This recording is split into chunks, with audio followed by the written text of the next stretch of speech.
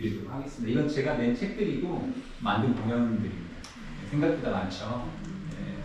그래서 이제 작년 같은 경우에는 독일에서 캐테콜비치 관련한 공연 서울에서도 했고요. 뭐 대전, 광주 곳에 다니면서도 하고 있고 그렇습니다. 참고하시면 될 것 같아요. 오늘 이제 주제인데요. 좀 어려운 얘기들은 제가 빨리빨리 지나가겠습니다. 딱 보아하니 어려운 얘기 하는 순간 제가 살아남지 못할 것 같은 느낌이니까 그레이트 컨정션이라고 하는데요. 제가 이 얘기는 원래 잘 안 하는데 여우수 공부모임이기 때문에 좀 말씀을 드리려고 합니다. 이 그레이트 컨정션이 어떤 위대한 사람들의 일치예요. 일치인데 이게 물리학 용어입니다.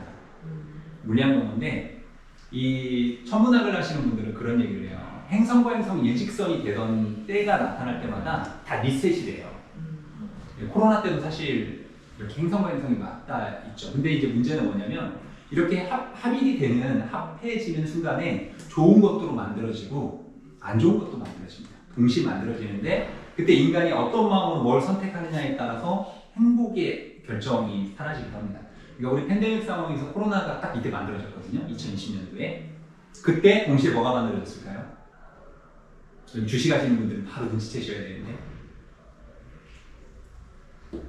AI, 인공지능이 엄청나게 발전을 하게 됩니다. 제가 초등학교에서 갑자기 시강연을 해달라고 해서 갔는데 아이들이 2달 전에 그렇게 슬퍼하는 거예요. 그래가지고 너 왜 이렇게 슬퍼하니? 그랬더니 테슬라 주식이 폭락했어요. 그러더라고요. 그러니까 요즘 아이들도 주식을 하는 거죠. 그러면서 인공지능 양자역학 이런 관점으로 많이 봤습니다. 올해 노벨문학상 수상 작가가 누구신지는 아시죠? 누굴까요? 한강 소설 맞죠? 자, 혹시 한강 소설가가 왜 노벨문학상을 받았을까요? 제가 별로 안 좋은 강의를 하죠? 그리고 뭘 물어봅니다. 선생님 앞에 앉은 게 오늘 죄예요. 물어볼 거예요. 노벨상 예, 왜 받았을까요? 그 아픔을 꾸준히 이렇게 놓지 않고 평생 작곡한 작가이기 때문에. 예, 아주 훌륭합니다. 술 한잔 더 하시면 더 훌륭한 말씀을 하실 텐데, 보통 이제 역사적인 트라우마를 그 연약한 인간의 감성들을 강렬한 시적 산문으로 옮겼다라고 해서 할리몬에서 얘기를 했잖아요. 근데 우리가 주목해야 될 지점이 있어요. 올해 노벨문학상뿐만 아니라 노벨상을 받은 사람들의 공통점이 있는데요. 그건 뭐냐면 다 인공지능과 관련된 분들이 받았어요. 그러면 무슨 한강이 인공지능과 관련이 있어? 그리고 이거 그레이트 컨정션 무슨 상관이야? 라고 하실 거예요. 사실 한강이라는 소설가가 누구와 케미를 잘 맞았냐면 영국의 번역가 데보라 스미스라는 여성 번역가가 있는데요. 케미가 딱 합이 맞은 거예요. 그러니까 누구나 이렇게 공부를 할 때 그 합이 딱 만나는 순간이 있는데 그때의 케미가 사람의 운명을 바꾸기도 합니다. 공부모임도 비슷하죠. 그러면 왜 한강은 인공지능과 연결이 되어 있느냐? 사실 물리학상부터 해서 경제학상 다 인공지능 멀티모달 관련하거나 혹은 거대 언어 모델을 연구하신 분들이 받았거든요. 그럼 한강은 왜 받았지? 인공지능도 아닌데 천만의 말씀입니다.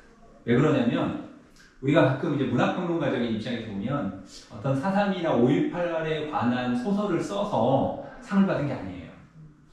상을 준 이유는 이제 우리가 공부하다 보면 아시는데 항상 방점이 찍히는 문장 있잖아요. 강렬한 시적 산문 때문에 준 거예요. 이게 무슨 얘기냐면 한강이 그 소재를 써서 받은 게 아니라는 거죠. 사실 그 소재를 받으려면은 현경 선생님도 계시고 황석영 선생님도 계시고 윤은길 선생님도 계시거든요. 그분들의 글이 더 좋아요. 한강 소설가는 읽기도 어렵고 그로테스크하고 안 좋아요. 근데 시적인 산문으로 썼기 때문에 상을 받았다는 거예요. 그러니까 우리나라 사람들이 어느 정도 문화적 수준이 나냐면 그 데모하고 있잖아요. 그거 잘못 짚은 거예요. 그러니까 할리몬에서 주목하는 건 한강의 시적 산문이라는 거죠. 그럼 왜 시적 산문이 인공지능과 관련이 있느냐? 인공지능은 유일하게 못 건드는 분야가 있어요. 그게 뭐냐면 시예요. 왜냐하면 인공지능은 거대 언어 모델 자체가 확률과 통계에 의해서 문장을 만들어내요. 그런데 아이러니하게도 한강은 인공지능이 못하는 영역을 문장으로 소설을 쓴 거예요. 왜냐하면 시적인 문장들은 확률에서 벗어나면 벗어날수록 좋은 문장들입니다. 시적이거든요.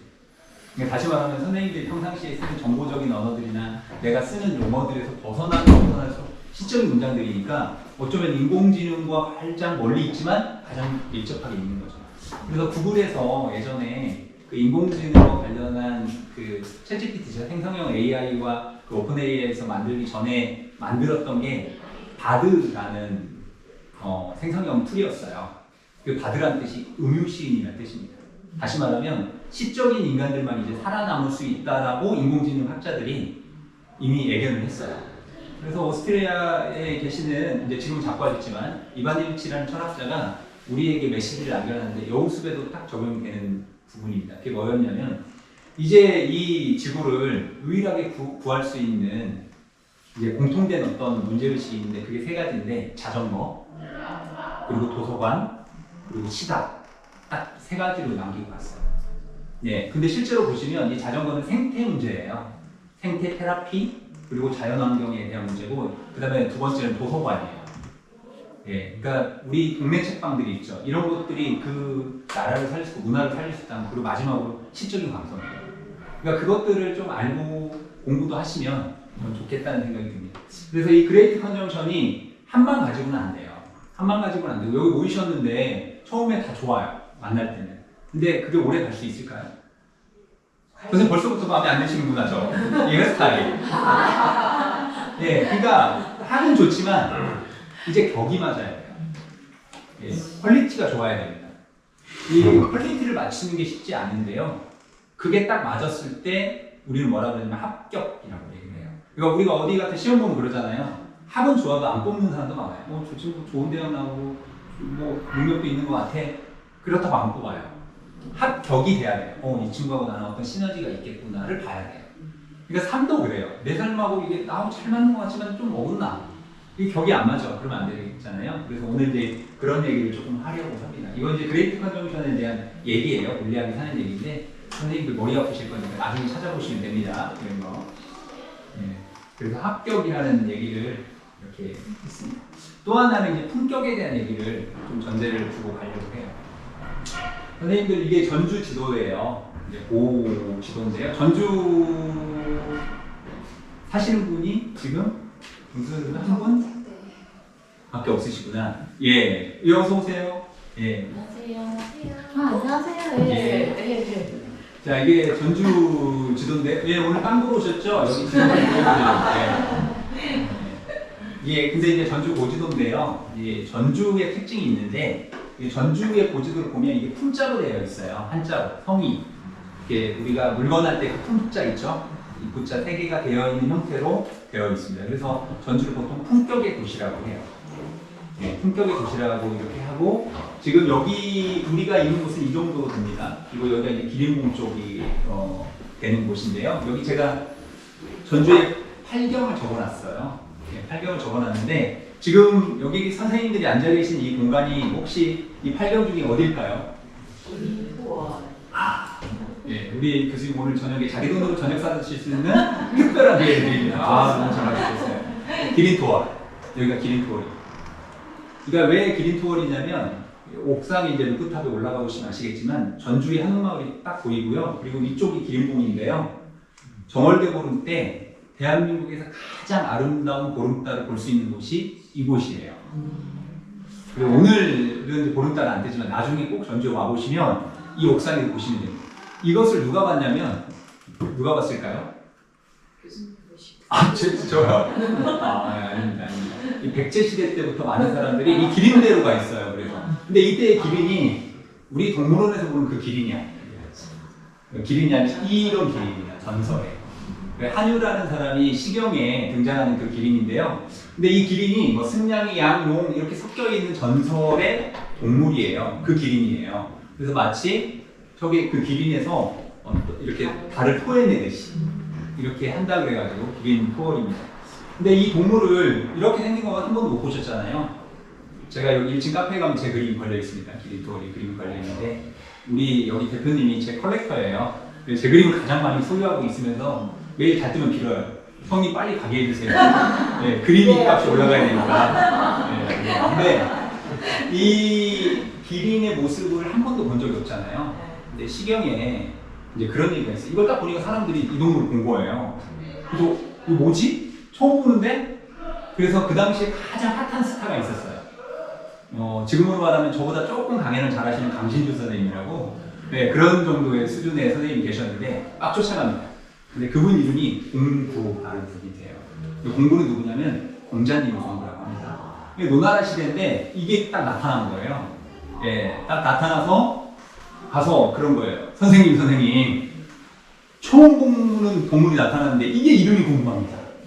딱 한 거예요. 그래서 그 공구가 공자님이 쫙 가서 이 동물을 딱 보더니 뭐라고 했냐면 이게 이제 한자로는 팽린이라고 하는데요.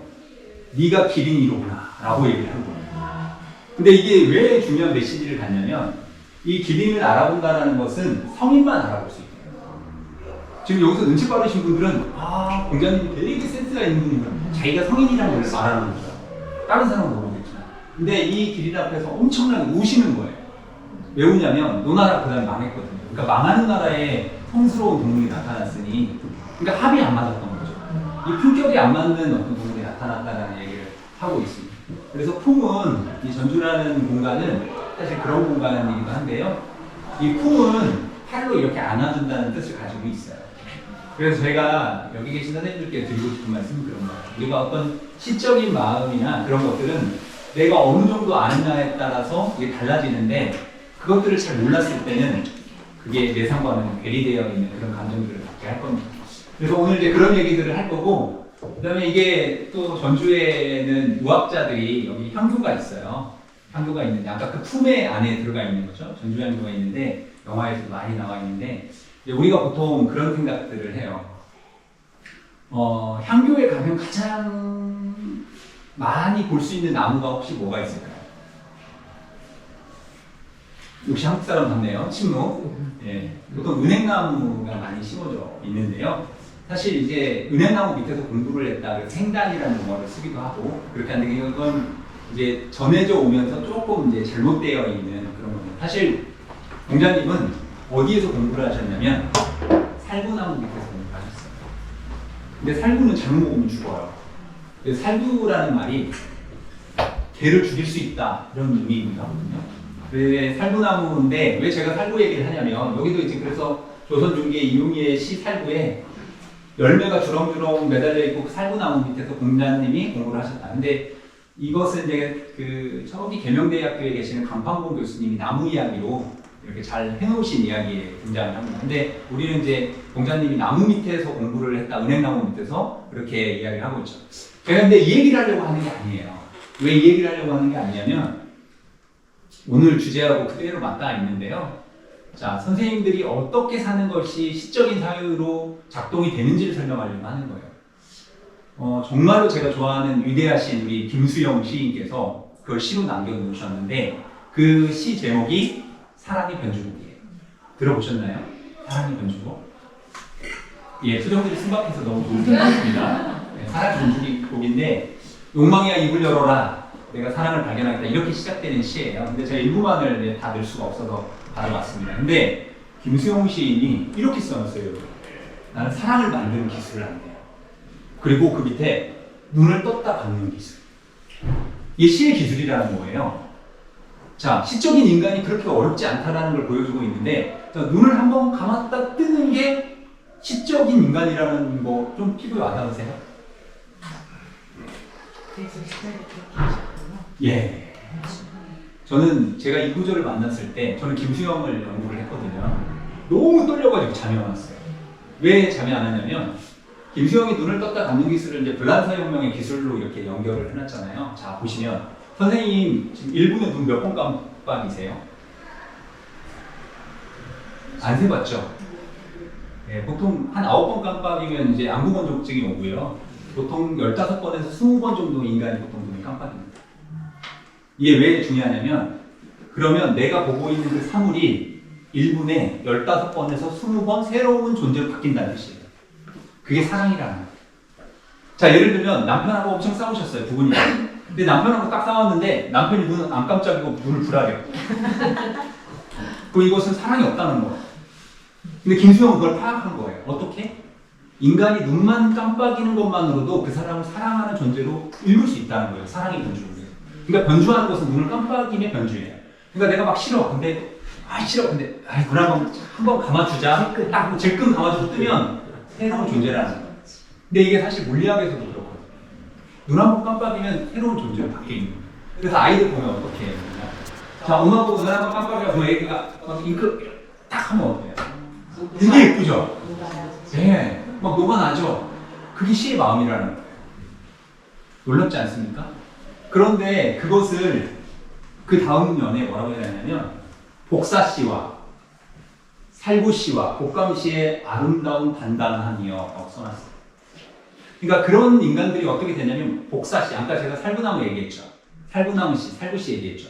공자가 얘기했던 인, 사람이 되는 거예요. 시적인 인간이 되는 거예요. 근데 이때의 인은 제가 뭐 논어 이런 얘기를 하려고 하는 게 아닙니다. 인문학적인 인간이 되는 건데, 자, 선생님 보세요. 인문학 하면 뭐라고 보통 대답하세요? 인문학. 뭐가 인문학이죠? 사람들이 살아가는 모습을 그죠. 아주 대답을 쌀로 밥 짓는 소리처럼 잘하셨어요. 아주 훌륭하십니다. 너무 웃으시면 안 돼요. 선생님 인문학은 뭔가요? 선생님 생각하시죠? 저요? 예. 왜 저? 자연과학이 아니에요. 제가 오늘 그 얘기를 시적으로 설명을 해주려고 해요. 여기 김수영은 그래서 그런 인문학적인 인간들이 이렇게 얘기합니다. 복사시와 살구시가 한 번은 이렇게 그런 사랑에 미쳐서 날뛰는 날이 올 것이다. 이렇게 얘기를 합니다. 그래서 보통 이제 시를 공부하시는 분들이 그런 얘기를 해요.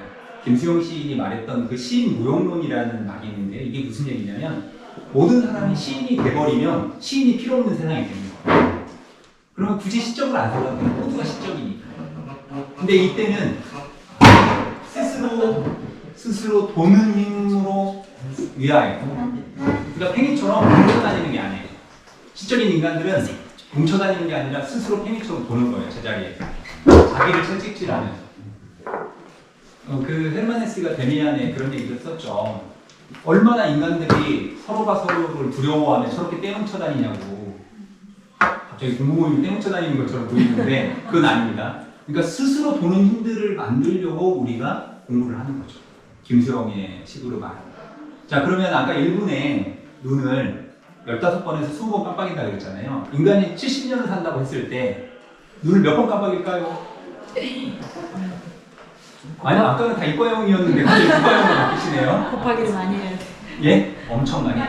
자, 자는 시간 빼고 뭐 하는 시간 이렇게 빼면 아시겠지만 놀랍게도 2만 번을 깜빡입니다. 생각보다 적나요?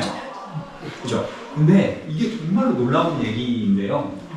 그 브레스롱이라는 프랑스의 사진작가가 있어요. 그 사람이 이런 얘기를 합니다.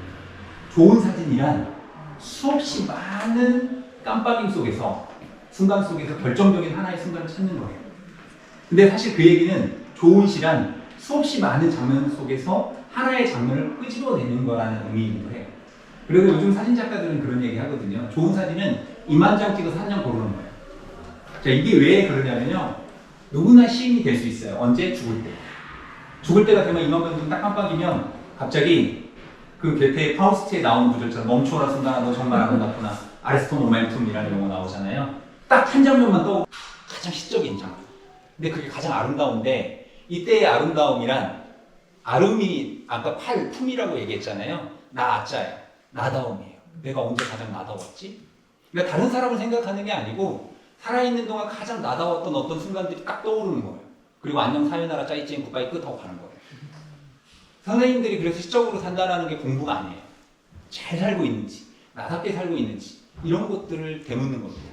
그래서 이건 지금 이제 들레즈의 리좀인데요. 자, 복사시와 살구시가 한 번은 이렇게 사랑에 미쳐서 날뛸 건데 같은 씨앗들을 가지고 있잖아요. 근데 내가 여기다 씨앗을 심었어요. 나무가 자라요. 그 살구나무가 같은 모양으로 자랄까요? 다 다를 거예요. 그러니까 인문학이라고 하는 게 똑같이 이렇게 복사해서 자라나는 것이 아니라, 그리고 이렇게 한 나무, 아버지가 가르쳐준 어떤 그릇된 명상처럼 누군가가 이렇게 살아야 돼, 저렇게 살아야 돼, 이렇게 자라나는 게 아니라 각자의 뿌리를 내리고, 들레즈식으로 말하면 리좀이죠. 그런 씨앗을 가지고 자라나는 게 김수영이 말했던 시적인 인간들의 모습입니다. 그러니까 저는 이제 김수영 추종자이기 때문에 그런 생각을 늘 가져요. 저 같은 사람이 대한민국의 곳곳에 있을 거라고 생각하는 거예요. 그러니까 오늘 죽어도 여한이 없는 사람들. 그렇게 살아가야 되는 사람들이 있다 보면 그게 시인 무용론. 시인이 모두가 시인이 돼서 굳이 시인이 필요 없는 사회. 이제 그런 생각들을 하게 됩니다. 자, 그래서 제가 이제 아리스토 모멘툼이라는 2만 번의 눈 깜빡이 속에 한 번의 이 시적인 순간을 추출한다 그랬잖아요. 그것을 조금 전통적인 이야기로 한번 말씀을 드리도록 하겠습니다. 백무산 시인의 정지의 힘이라는 시입니다. 자, 선생님 뭐 유럽 출신이긴 하지만 한국어 번역 가능하시죠? 네, 한번 낭송 한번 해주시죠. 정지의 힘, 백무산. 기차를 세우는 힘, 그 힘으로 기차는 달린다. 시간을 멈추는 힘, 그 힘으로 우리는 미래로 간다. 무엇을 하지 않을 자유, 그로 인해 무엇을 해야 할 것인가를 안다. 무엇이 되지 않을 자유, 그 힘으로 나는 내가 된다. 세상을 멈추는 힘, 그 힘으로 우리는 달린다. 정지에 이르렀을 때 우리가 달리는 이유를 안다. 씨앗처럼 정지하라. 꽃은 멈춤의 힘으로 피어난다. 예, 박수 한번 보내주시죠. 오, 신앙생활 잘하시네요. 여기 씨앗처럼 정지하라, 꽃은 멈춤의 힘으로 피어난다라고 하는 게 김수영이 말했던 살구꽃과 복사꽃의 그 씨앗의 힘이에요. 딱 씨앗을 멈추는 힘이죠. 그러니까 우리가 계속 꽃만 피면 미치죠. 그죠? 근데 씨앗으로 딱 멈출 수 있는 그 힘. 사실 이 마지막 문장은 아마 여기 계신 선생님들도 어디선가 다 들어보셨을 거예요. 어디서 들어보셨을까요? 예, 광화문 교보문고 판에 항상 한 구절 씩 걸리잖아요. 그때 걸렸던 구절이에요. 코로나 때. 네, 이제 씨앗처럼 정지하라, 꽃은 멈춤의 힘으로 피어난다. 그래서 광화문 교보문고 판에 이게 오랫동안 걸려 있었죠. 자, 그러면 정지의 힘, 내가 지금까지 알고 있었던 어떤 힘을 멈출 수 있는 힘이 필요하다는 얘기잖아요. 그럼 선생님들에게 한번 스스로 자문을 해보시면 좋아요. 나는 정지할 수 있는 힘이 있는가? 내가 알고 있는 것들을 과감히 버릴 수가 있는가? 내가 믿고 있는 어떤 문화적인 거, 종교적인 거, 철학적인 거, 이거 한순간에는 언제든지 뒤바꿀 수 있는가? 어떠세요, 선생님들은? 선생님 어떠세요? 딴걸 오셨으니까 빨리 말씀해 주셔요. 예전에는 그 멈춤을 잘 했었는데 나이가 들면 들수록 예. 멈춤이 잘 안 되는 것 같아요. 왜냐하면 불안해서. 아, 불안해서. 예. 새롭게 시작하는 게 요즘에 되게 불안함 좀 많이 느끼거든요. 예, 맞습니다. 이 시가 그것을 우리에게 잘 전달해 주는데요. 여기 이제 전라도 땅에 판소리가 되게 유명하죠. 예, 판소리가 되게 유명한데, 이제 여기 정수 선생님 혹시 아십니까? 제가 전주시 판소리 해설가인 거? 아, 예, 그렇습니다. 제가 박예리 씨부터 다 판소리 해설을 했거든요. 근데 이제 이 전라도에서는 우진이라는 공간에서 이 판소리를 해요. 이제 그 중에 남원 아영면 땅에는 흥부가가 전통이 됩니다. 이제 전주에서 나온 책들을 완판본이라고 하고 서울에서 나온 책을 정판본이라고 하는데요. 이 버전이 187가지예요. 그러니까 이야기가 많아요. 근데 고민숙 선생님이 이제 정리해 놓은 북드라마에서 나온 낭송구전을 보시면 좀 편하게 읽을 수 있는 원전격이 되는데요. 그것을 기준으로 좀 말씀을 드리면 흥부네 집에 박이 열려요. 자, 몇 개의 박이 열렸을까요? 우리 흥부전 다 알잖아요. 근데 이 당황스럽죠? 몇 개의 박이 열릴까요? 선생님 몇 개의 박이 열릴까요? 선생님? 6개요? 8개? 예. 보통 뭐 다양할 텐데 4개가 열립니다. 4개가 딱 열려요. 중요한 건 뭐냐면 그 박이 뭐가 들어있는지가 되게 중요해요. 자, 첫 번째 박을 한번 보세요. 근데 이제 흥부전을 감상하실 때 기본적으로 필요한 게 있는데요. 삼순구식을 하셔야 됩니다. 삼순구식은 뭐냐면 30일 동안 9끼 먹는 마음이에요. 그러니까 제가 판소리 해설할 때 그 김영창 분들 오시잖아요. 식사하시고 오신 분들은 감동이 적어요. 적어도 이틀은 굶고 오셔야 흥부가 소리할 때 눈을 뚝뚝 흘리면서 그렇지 하루는 굶고 들으셔야 돼요. 그렇게 들으셔야 되는데 이 삼순구식을 하고 나서 이제 뭐 다음 얘기기도 하겠지만 자 흥부가 제비 다리를 고쳐주잖아요. 왜 고쳐줬을까요? 선생님 왜 고쳐줬을까요? 착해서? 그렇게 배웠죠. 아 그렇게 배워 예, 건성징어만 생각하시죠? 예, 흥부가 다리를 고쳐준 이유는 단순합니다. 동병상련의 마음 때문에 그래요. 자기가 매풍파리를 해서 다리가 부러져 본 경험이 있는 거예요. 그러니까 바다를 열심히 맞으니까 너무 고통스러워요. 근데 나하고 똑같이 제비가 다리가 부러져 있는 거예요. 그러니까 착해서 고친 게 아니에요. 학생들한테 교육 잘 시켜야 됩니다. 착해서 그런 게 아니라 아이고 너도 나하고 신세가 똑같구나. 그리고 돈을 많이 벌 수 있었던 이유는 홍구는 사실 수의사였어요. 그래서 수의사를 하셔야 돈을 많이 법니다. 예. 근데 어쨌든 제비가 박씨를 물어다가 이렇게 해서 이제 박이 4개가 열렸는데, 자, 첫 번째 박부터 한번 타보도록 하시겠습니다. 선생님, 첫 번째 박 뭐 나오면 될까요? 첫 번째. 예, 박에서 딱 쪼개요. 뭐가 나와요? 배고파 죽겠어요. 예? 저는 그냥 오물 같은 거 나오는 거. 보물이요? 속물. 예. 일본이 나오죠. 예, 일꾼. 예. 이제 원전을 보시면 뭐가 나오냐면 약초뿌리 풀뿌리가 나와요. 그러니까 홍구가 슬퍼해요. 왜냐면 배고파 죽겠는데 약초뿌리가 나와. 뭐지? 그러니까 부인이 또닥이면서 이런 얘기해요. 여보 괜찮아. 괜찮아. 우리 바가지 잘 말려서 물바가지하고 죽 끓여 먹으면 되지. 그래도 방 있잖아. 뭔 걱정이야.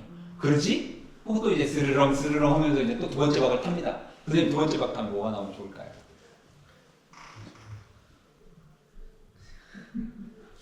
못 먹는 것 같은데. 예? 못 먹는 것 같은데. 뭐가 나오면 될까요? 못 먹는 거. 아, 못 먹는 거 나올 것 같다고요? 네, 맞아요. 못 먹는 거 나옵니다. 뭐가 나오냐면 책가도, 책, 기물 이런 게 나와요. 책이 나와요, 이런 책들이. 배고픈 집안에 책이 나오면 좋을까요, 안 좋을까요? 안 좋잖아요. 슬프잖아요. 배고파 죽겠는데. 그리고 세 번째 박 딱 탔을 때 뭐가 나왔을까요? 예, 금은부와 집 이런 거, 비단 이런 게 나오는 거예요. 그래서 홍구가 이제 부자가 된 거죠. 그래서 부자가 돼가지고 고래등 같은 집에서 딱 그 제비 덕분에 이렇게 있는 거예요. 그런데 박이 몇 개라고 했습니까? 네, 하나가 남았어요. 자, 여기에서 선생님들이 시적인 마음으로 결정을 하셔야 돼요. 오늘 로또 당첨일입니다. 로또 당첨됐는데 당첨이 됐는데 마지막 박을 타야 될까 말아야 될까? 자, 이걸 결정하시라는 거예요. 오늘 토요일입니다. 자, 박이 하나 남았어요. 타요 안 타요? 이미 당첨됐는데. 여기서 어떻게 하실래요? 기왕에 있는 거니까. 아, 궁금하죠? 인간이 궁금하잖아요. 그죠? 그래서 홍구가 뭐라 그러냐면, 오? 박이 하나 더 남았네? 저거 타야겠다. 그래서 아래 것들 시켜서, 얘들아, 저거 내려오니라. 할 때, 씨앗처럼 정죄하라. 이 시가 등장을 하는데, 부인이 뭐라 그러냐면, 자, 여기 지저분한 물건이 있어요. 그럼 제가 기어가면서 저 물건을 만지러 갑니다. 선생님들 엄마예요. 뭐라고 하시죠? 제가 이걸 만지려고 하면? 지지. 그렇죠. 지지. 이 지지라고 하는데요. 그걸 그칠 자 2개입니다. 멈출 때 멈출 줄 알아야지, 이 인간아. 그게 시적인 거야. 멈추어라 순간, 너 아름답고 싶지 않아? 부인이 딱 맞는 거예요. 지지. 딱 그래요. 그래서 홍구가 지지라는 그칠자 2개가 나와요. 이게 도덕경에 나오는 얘기예요. 지지 딱 하니까 갑자기 홍구가, 근데 인간이 어떻습니까? 하지 말라고 하면 어때요? 더 하고 싶죠. 이 선 넘지 마 그런 순간 더 넘고 싶죠. 그래서 홍구가 이렇게 생각합니다. 갑자기 바뀌었어요. 로또 당첨되니까 바뀌었어. 그래서 부인 손을 딱 칩니다. 멈추라고 하는 이 씨앗의 손을 딱 멈추면 치면서 뭐라 그러냐면 어디 여자가 밖에서 옛날 분 아닌 거예요. 그러면서 어디 감히 당장 타라. 그랬더니 이제 부인이 마지막 사활을 걸고 얼른 SM에 입사를 합니다. 그래서 소년시대가 돼가지고 여보 지지지지 베이비 베이비 노래를 하면서 딱 해요. 실제로 그게 지지지지 베이비 베이비가 그 제비의 물음소리인데요. 그리고 그 네 번째 박을 딱 타는 순간 뭐가 나왔을까요? 자, 예? 그렇죠, 양귀비. 첩, 당나라 현종 때 첩이었던 양귀비가 다섯곳이 앉아있는 거예요. 그러면서 홍구를 딱 쳐다보는 거예요. 첩으로 보는 거예요. 그러면 홍구가 뭐라 그러냐면 대박. 실제로 대박이 거기서 나와요. 너무 좋은 거죠. 그러니까 홍구가의 완창을 들어보시면 아시겠지만 그 고민숙 선생님 정리하는 것도 그래요. 세상이 욕이에요. 홍구 부인이 이 연놈들이 서로 눈을 마주치면서 용을 치는 꼴을 내가 못 보겠다. 아무리 부자가 돼도 이건 지옥인 거예요. 사람이 지옥이지. 돈 많으면 뭐예요? 예전에 가난할 때는 막 여보 이렇게 그렇게 위했던 그 내 남군이 갑자기 부자가 되고 로또가 당첨되니까 양귀비만 찾아. 네, 빡치는 거죠. 카메라도 있는데 빡치네. 화가 난 거죠. 너무 화가 난 거예요. 그래서 나 못 살겠다 너랑. 지지지지를 못하는 남자들하고 못 살겠다는 거예요. 자, 선생님들 이제 어떻게 하셔야겠습니까? 지지 하실래요? 안 하시는 걸로? 남자는 가야지 이런 표정이신데. 네. 근데 이 얘기가 백무산 시인이 정재임에서 말하고 싶은 건 사실 그거예요. 인간이 행복하다라는 것, 시적으로 산다라는 것을 잘 묘사를 해주는데요. 첫 번째 풀뿌리는 뭘까요? 건강이에요. 무병장수. 인간이 아무리 뭐 다 가졌어도 건강을 잃어버리면 시적일 수가 없어요. 행복할 수가 없습니다. 시적인 인간들은 그래서 건강한 인간들이에요. 예전에 우리는 이제 태폐적 낭만주의가 있었을 때는 일단 시인들은 피를 토해야 돼요. 그리고 피를 딱 보여줘야 뭐가 이렇게 되는. 근데 그건 이제 태폐적 낭만주의가 들어와서 1920년대 그랬던 거고요. 지금의 시인들은 그래도 건강해야 돼요. 그래서 지금 보시면 여기 문학을 좋아하시는 분들 계시겠지만 글과 작가가 일치하지 않으면 지금의 시대는 살아남지 못해요. 예전에는 어땠습니까? 글이 너무 좋아. 글이 너무 좋아가지고 그 작가가 보고 싶어요. 만나니까 쓰레기야. 그래도 좋아. 글이 좋으니까. 그때는 됐어요. 근데 지금의 시대는 이 건강한 삶을 같이 유지하지 않으면, 다시 말하면 SNS나 이 사람의 삶과 글이 일치되지 않으면 절대 살아날 수가 없어요. 그게 건강함이에요. 두 번째는 책이죠. 책가도 같은 책이잖아요. 책은 뭘 뜻할까요? 이친양명합니다. 인간이 이제 건강을 내가 어느 정도 유지하면 사람답게 살고 시적으로 산다는 것은 공부를 하셔야 돼요. 이 여우스 모임도 그런 거잖아요. 공부를 하셔야 또 인간답게 사는 거예요. 그래서 저희 아내가 어느 날 그러더라고요. 오빠 잠깐 와봐. 왜? 그랬더니 우리 아이가 오빠 닮아서 머리가 멍청한 것 같아요. 뭐 공부를 좀 시켜야 될 것 같아. 이게 이제 두 번째 박을 탄 거예요. 공부에 대한 욕심이 생기는 거죠. 그리고 나서 세 번째 박은 이제 부귀영화를 누리는 거거든요. 직장을 딱 구하면 돼요. 자기가 먹고 살 수 있는 만큼만 딱 확보가 되면 이제 어떻게 해야 됩니까? 씨앗처럼 정지해야 돼요. 지지해야 됩니다. 근데 우리는 그게 쉽지 않죠. 계속 뭔가 발굴하죠. 그래서 양귀비는 사실은 첩을 말하기도 하지만 악편을 뜻합니다. 정신적인 타락. 인간이 어떻게 타락해가는지를 정지할 수 없는 힘이 있으면 없으면 어떻게 망하는지를 잘 보여주고 있죠. 백문산 시인의 그래서 이 시는 우리에게 주는 메시지가 엄청 커요. 무작정 그렇게 달려갈 것인지 아닐 것인지를 결정해 볼 수 있습니다. 그래서 멈춰라 순간화도 정말 아름답구나. 제가 아까 프랑스의 사진작가 이야기를 했는데요. 선생님들은 순간순간 눈을 한번 깜빡일 때마다 멈추는 거예요. 그리고 새롭게 바꾸는 겁니다. 그 힘들을 다 가지고 계셔요. 내가 엄청 오늘 슬퍼요. 눈물이 나 죽겠어요. 선생님이 눈 한번 감았다 뜨는 순간 슬픔을 눈꺼풀로 자를 수 있는 힘을 가지고 계신 거예요. 이정록 시인은 그걸 그렇게 얘기했죠. 보아라 인간들아, 저 달은 눈 한번 깜빡이는데 보름이 걸린다. 근데 너희들은 언제든지 슬픔을 전환할 수 있는 새로운 힘을 가지고 있지 않느냐. 너무 위로되지 않아요. 그러니까 우리가 막 너무 슬플 때 계속 눈 뜨고 울면 너무 서럽지만 그래 눈 한번 질끈 감아. 그래 눈 한번 질끈 감았다 뜨면 눈을 떴다 감는 기술만 내가 하면 살만해져요. 너무 시인들이 위대하지 않습니까? 그래서 눈 많이 깜빡이세요. 슬플 때 남편이 미우면 3번만 깜빡이다 떼보세요. 사랑스러워 보입니다. 서로 눈 두라리지 마시고. 네. 그리고 또 하나는 이제 그 시적인 것에 선생님들의 필요한 게 있는데 되게 인문학적인 얘기이기도 합니다. 윌렘 플루서가 한 얘기인데요. 우리가 시를 쓸 때 가끔 착각하는 것들이 있어요. 뭔가를 묻힌다고 생각을 하는 겁니다. 근데 저는 글과 시와 그림, 저는 그림도 그리니까요. 이 모든 것들은 새기는 작업이라고 생각해요. 제 별칭이 글마음 조각가예요. 그 이유가 뭐냐면 시인이라는 이름을 쓰기도 애매하고 그랬어요. 그건 세상에 붙여준 이름이잖아요. 그래서 나는 어떤 사람으로 살아가야 될까 고민을 엄청 했어요. 제가 여기서 이렇게 잘난 척하고 있지만 잘난 척 하나 할 게 없습니다. 제가 시인이 되려고요. 엄청 노력했는데 20년 동안 등단이 안 되는 거예요. 그 기분 아세요? 안타깝죠. 근데 우실 필요는 없어요. 제가 문창과에 있잖아요. 학생들한테 잘난 척 해야 되잖아요. 나 선생님 잘 나간다 이래야 되잖아요. 근데 등단이 안 돼요. 2002년도에 우연찮게 장미 문고리 잡듯이 고려대학교에 계신 최동훈 선생님이 하는 그 프랭크 픽션이라는 조그마한 잡지가 있었는데 사이버 신춘문예라는 게 있었어요. 2000년대가 들어오면서 이제 새로운 인터넷 시대가 열릴 거다. 그래서 그런 시인들을 뽑아야 된다. 그래서 제가 냈는데 처음 쓴 시로 당선이 된 거예요. 그래서 뭐지? 그래서 저는 시인 된 줄 알았어요. 나 시인이야 이렇게 막 다녔죠. 근데 하필이면 그 2002년도에 되니까 월드컵이 열리니까 묻혀버린 거예요. 누가 불러주지도 않아요. 뭐지? 그래서 봤더니 제 선배가 누구냐면 박성우라는 시인인데요. 지금 이제 저기 양산에서 사저비서관 하고 계시죠. 어떤 대통령 사저비서관 하고 계신 분이 그 형이 저한테 그러는 거예요. 야, 너 왜 이렇게 글을 못 쓰냐고. 그리고 그거 시인대가 아니라는 거예요. 그리고 이제 저하고 같이 공부했던 친구가 김명주라는 시인이 저하고 같이 공부를 했는데 그 친구도 막 수업 때 너무 막 칭찬을 받는데 뭐지? 저게 시인인가? 이런 생각도 들었어요. 그래서 그래 나도 최고의 시인이 되야겠다. 뭐 어떻게 시인이 되는 거야? 그것도 신춘문예를 해야 되는데 20년 동안 하는데 안 되는 거예요. 200번 떨어졌어요. 그러다가 때 차야겠다.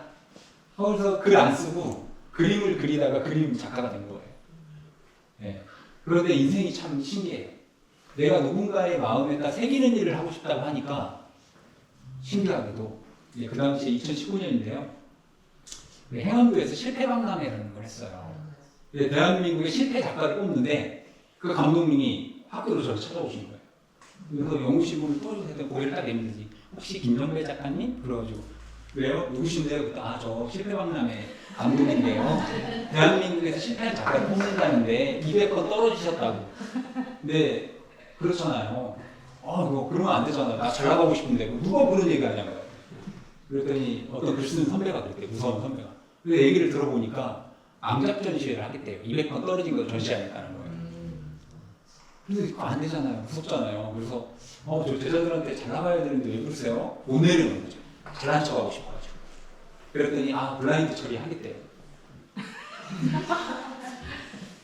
근데 그 다음날 보니까 거리에 제 눈만 가리는데 누가 봐도 저예요. 그런데 뜻하지 않게 그걸 하고 나서 그분이 그 감독님이 이게 제 그림들이거든요. 이 그림들인데 그림을 전시하면 좋을 것 같다 그래서 그림을 전시하게 돼서 그때 처음으로 이제 그림 작가가 된 거예요. 예. 그래서 이제 전주에서만 끝날 줄 알았어요. 그 일이. 그랬더니 전국 실패 작가를 뽑는데요. 예, 전국적으로. 그래서 3명을 뽑는데 제가 실패 작가를 뽑혔다는 거예요. 그래서 저하고 이해수 선생님하고 김상혁 씨라고 클릭비 음주운전 술을 마셨지만 음주운전 안 했어요. 이 친구 있죠? 그 친구가 3명이 뽑은 거예요. 그리고 광화문에 가고 실패했다고 연설을 한 거예요. 저 다음에 이해수 선생님 하시고 이렇게 대기실에 앉아갖고 이해수 선생님이랑 선생님 왜 오셨어요? 그랬더니 조롱당했잖아요. 뭐 이렇게 하시고 저 200건 떨어졌다고 하고 이제 그렇게 했죠. 그러면서 이제 이해수 선생님 그러시더라고요. 우리 김영배 선생님은 그래도 200건 떨어져서 이렇게 무대에도 설 수 있는 거 아니야? 실패가 좋은 거야. 뭐 이렇게 얘기하시더라고요. 그래서 제가 그때 인생이 바뀌었는데요. 그 광화문에서 무대에 올라서 저는 실패한 작가입니다. 신춘문예 200건 떨어졌고 앞으로도 더 실패할지도 모르겠습니다. 근데 저는 그때 사람이 적게 올 줄 알았어요. 근데 5만 명이 있더라고요. 태극기 집회가 있어가지고. 그래 다시. 근데 그분도 감동했다고 저한테 오셔가지고 고맙다고. 아무튼 그랬어요. 근데 제가 하고 싶은 말씀은 그런 거예요. 우리가 어떤 것들을 쓸 때 이렇게 볼펜으로 잉크를 묻히잖아요. 이런 글쓰기를 원하는 게 아니에요. 선생님들이 시적인 문장을 쓸 때는 파는 거예요. 예전에는 그래서 벽화에다가 그림을 그릴 때 묻혔던 게 아니고 팠어요. 누구나 그 파는 마음으로 쓰는 글들은 그림은 다 시가 될 수밖에 없어요. 성근도 이 지문도 그렇잖아요. 선생님들이 어떤 문장 쓸 때 그냥 뭐 이렇게 잉크를 묻히는 게 쓰는 거지 이게 아니에요. 끊임없이 파내는 거예요. 한 단어를 딱 쓰더라고요. 그런 것들을 이렇게 보여주고 있는 장면입니다. 그래서 이건 이상국 시인의 시 그림은 그리움이다라는데요. 신윤곡의 대사에서도 이렇게 나와 있죠. 나와 있는데 글과 그림과 그리움은 어원이 같대요. 새긴다는 뜻을 가지고 있대요. 그러니까 그리움은 누군가를 마음속에 새겨놓은 거잖아요. 누가 보고 싶으면 어떠세요? 마음속에서 이거 지워낼 수가 없어요. 그렇죠? 그런 문장들이 있어요. 그런 어떤 이미지들이 있어요. 그런 것들을 옮겨내면 누구나 사실은 다 시인의 마음을 갖게 되는 거죠. 이제 그런 얘기를 갖고 있습니다. 그래서 선생님들께서 이제 저도 뭐 실패한 작가로서 이렇게 활동하고 있지만 시는 정말 낙타선에서 어떤 단어들을 주워 오르는 것처럼 내 삶이 부서지더라도 거기에서 나만의 문장들을 골라내는 작업이라고 저는 생각을 합니다. 그래서 여기서도 에이드리언 리치가 한 얘기인데요. 단어들이 고치도다. 내가 좋아하는 단어들을 새겨놓은 마음속에 단어들이 있을 거예요. 선생님, 우리 영민 선생님은 어떤 단어 마음속에 새기고 사세요?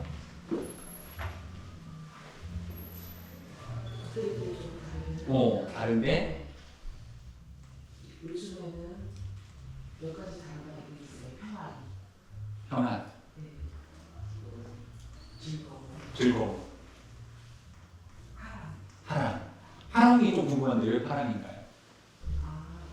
그렇지만 요즘에 보면은 그 향수를 고를 때나 예, 향수를 고르는 거 예. 그리고 색깔을 고를 때 그리고 옷을 살 때 무엇인가 할 때 늘 파랑이 제일 먼저 눈에 들어와요. 예전부터 그러지 않았던 거거든요. 예. 그리고 좀 뭐라 그러나 좀 가볍고 싶은 거예요. 예. 그래서 사실은 이 시간을 남파선의 경험으로 지금 선생님이 말씀하신 것처럼 이런 시기들을 사실은 다 겪어왔어요. 언제 겪었냐면 사춘기 시절에. 우리 조영구 교수님 계셔서 잘 아시는데 제가 2009년도에 저희 딸 이야기를 막 했어요. 딸 아이가 태어났는데 어떡할까요? 그때는 정말 잘 키울 줄 알았거든요. 왜냐면 아빠 바라기였거든요. 저만 보면 아빠 막 하고 그랬던 애가 초등학교 6학년이 딱 들어가니까 갑자기 아빠 학교 오지 마. 왜 그러지? 그랬더니 이 머리꼬락선이 너무 싫은 거예요. 친구들이 이상하게 생각하는 거죠. 그리고 중학교 1학년이 제가 이제 공연을 만드느라고 좀 못 들어갔어요. 근데 어느 날 한 달 만에 이제 집에 이렇게 딱 들어가게 됐죠. 아침에 저 화장실 가려고 제 방에서 딱 나오고 저희 아이는 이제 중학생이 돼서 가방을 메고 학교를 가려고 마주친 거예요. 한 달 만에. 저희 딸아이가 갑자기 저를 딱 보더니 아침부터 아빠 봤어 이씨 이러고 가는 거예요. 그러니까 이 한 달 만에 바뀌게 만든 힘이 뭐지? 그러니까 이 마음속에 난파가 된 거죠 이제. 내가 세워놨던 어떤 체계들이 무너진 거예요. 그래서 나는 어떤 시적인 상태로 돌입을 했구나. 그래서 제가 물어봤어요. 그러면 저희 아이한테 너 뭐 하고 싶니? 그랬더니 이게 막 들끓는 가슴이 이게 절기잖아요. 인간은 절기가 있는데 4살 때, 15살, 30살, 45, 60 이게 이제 절기예요. 절기가 있는데 보통 4살 때는 내 거야 해서 내 거를 찾고 그 다음에 15살 때는 개념을 찾죠. 말 든지를 안 듣죠. 이때는 로미오와 줄리엣 신청이 오지가 15살에 아빠하고 사귀도 안 하고 못 팔아요. 고양이에 막 춘향이 다 그래요. 근데 그런 나이인 거잖아요. 그래서 뭐 하고 싶냐 그때 여행을 가고 싶대. 그래서 어디를 가고 싶냐 그랬더니 유럽을 가고 싶다는 거예요. 그래서 교육적으로 깼어요. 10년 동안 든 걸. 딱 깨고 가자. 그래서 이제 여행을 열심히 하고 다 왔죠. 물론 이제 돌아올 때 저희 둘째 딸 아이가 저한테 그러더라고요. 공항에서 아빠 이제 우리 거지야? 이렇게 물어보더라고요. 그랬는데 아니야. 그래서 이제 저도 걱정이 되죠. 이렇게 키우는 게 잘 되는 건가? 그래서 이제 돈이 없어서 그 로마에서 이제 암스테르담으로 환승을 하려고요. 거기는 5시간을 또 기다려야 되는 거예요. 그래서 피곤도 하고 돈도 없고 거지가 된 거 같고 해가지고 혼자 누워 자고 있었어요. 자고 있었는데 이제 저희 아이들은 기념품을 사러 가고 근데 멀리서 한 엄마가 아이를 욕을 하면서 끌고 오는 거예요. 제 앞쪽으로 이렇게 돌고 있는데 이게 외국에서 신기하더라고요. 거기 소머지가 되는데 한국말 잘 들려요. 딱 멀리서 이 쌍놈의 새끼가 이게 들리는 거예요. 그래서 엄마가 참 욕을 찰지게 잘하시네. 그랬는데 점점 가까이 들리는 거예요. 너는 왜 외국에 와서 엄마 말도 안 듣고 어쩌고 막 하면서 제가 이렇게 돌고 있었는데 그 앞쪽까지 딱 와서 앉으시는 거예요. 그래서 엄마가 뭐라고 똥을 씻으면서 너는 뭐 외국에 와서 막 하면서 그러고 하고 있는데 그 남편분이 참 점잖으시더라고요. 우리 선생님처럼 막 그러시면서 묵직한 목소리로 여보 누가 들으면 어떡하려고 그래? 이렇게 하시는 거예요. 엄마가 명언을 남기시더라고요. 여기 한국 사람 없어. 저 졸고 있는데 그다음부터 저 고개를 못 드는 거죠 이제. 그래서 이제 외국인인 것처럼 딱 하는데 온갖 얘기를 다 하는 거예요. 이게 인간이라는 게 누가 안 본다고 생각. 근데 갑자기 남편분이 멋진 얘기를 하시더라고요. 여보 생각해봐. 당신도 예수 믿으면서 예수님 말도 안 듣잖아. 이러시는 거예요. 너무 멋있는 거예요. 그때 이야 하고 진짜 쳐다봤어요. 근데 갑자기 엄마가 깜짝 놀라시면서 이제 석살을 들킨 거잖아요. 민낯이. 그다음부터 존댓말 애를 갈구더라고요. 그러고 오면서 생각했어요. 나는 누구 말을 듣고 사는 걸까? 그러니까 이 데미안이 이래서 그 헤르만헤스가 얘기했잖아요. 내 밑바닥에서부터 올라오는 얘기만 잘 들어도 인간답게 살 수 있는데 그 밑바닥의 언어를 내 마음속에서 우러나는 언어를 왜 거부하고 그렇게 살아왔지? 이 생각이 들더라고요. 그래서 제가 우리 무철가 친구들한테 그래서 그 다음 날이 졸업식이었거든요. 와서 이제 선생님 말 듣지 마라. 너희들 마음속에 우러나는 말만 듣고 살아라. 이렇게 얘기를 했어요. 처음으로 기립박수 받았어요. 졸업식 때. 그러면서 애들이 그랬어요. 그 1학년 때 가르쳐주시죠. 근데 놀랍게도 일주일 만에 뉴스에 나오더라고요. 그 얘기가. 뭐로 나왔냐면 똑같은 얘기가. 가수 이효리가 국민대회에서 강연하면서 인생 독고다이야. 누구나도 듣지 마라 이 얘기를 하시더라고요 또. 그러면 야 이게 만국 공통점이구나. 독존해야 되는구나. 스스로 아까 김수영이 얘기했듯이 스스로 도느님에 대해서 늘 고민을 해야 되는구나. 그게 시적인 인간이구나 이런 생각을 하게 됐습니다.